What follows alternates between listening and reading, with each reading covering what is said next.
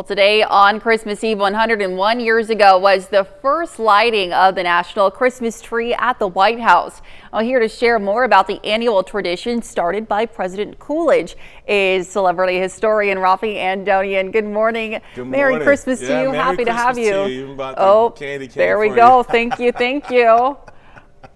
How are you doing this morning? Good. Now, you know the candy cane was designed in part to be able to hang on a Christmas tree. And I know that's our topic here. You could try to hang it on this mini guy over there. I don't know. Probably not. But the first national Christmas tree, as you said, was 101 years ago. Yes. President Calvin Coolidge lights it up. 2,500 lights.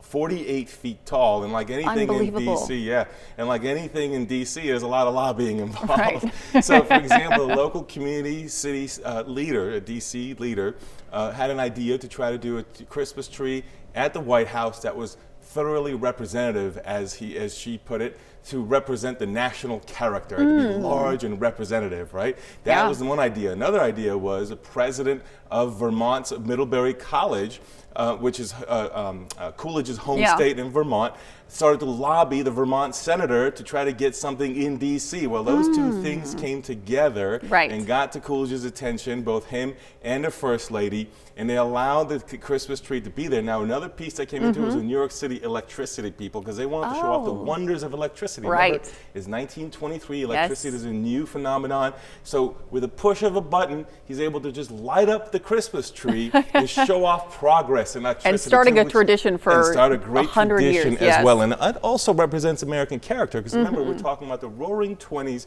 where you're trying to show American progress, American advancement. Yes. And that ties into the story of the Christmas tree as well. Now, it's not the only Christmas tree tradition we have. Right. For example, you have the Christmas tree that's lit up inside the White House. That's a separate thing. That started about 30 years prior to Coolidge under Benjamin Harrison.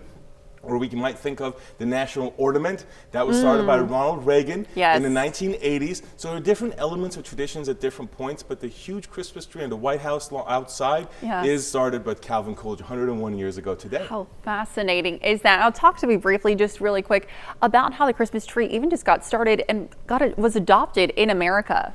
It comes with German immigrants. It's really a German tradition. Now, here's something you may not know about that tradition, that when we think of as ornaments, think about the colors. They're usually red, green, gold maybe. Well, they used to put up apples in Germany. Red, green, and gold apples to represent the Garden of Eden. And that's the origin of Christmas trees. It's really a German thing, with German immigrants comes to the United States in the late part of the 19th century, when you have an influx of German immigrants in the United States. They bring that tradition with them, and the United States adopts that Christmas tree pattern ourselves. Immigrant influence in the United States is one of our big classic traditions. Fantastic. Well, as always, thank you so much, Rafi, for being with us this morning. Stick around. We'll be right back.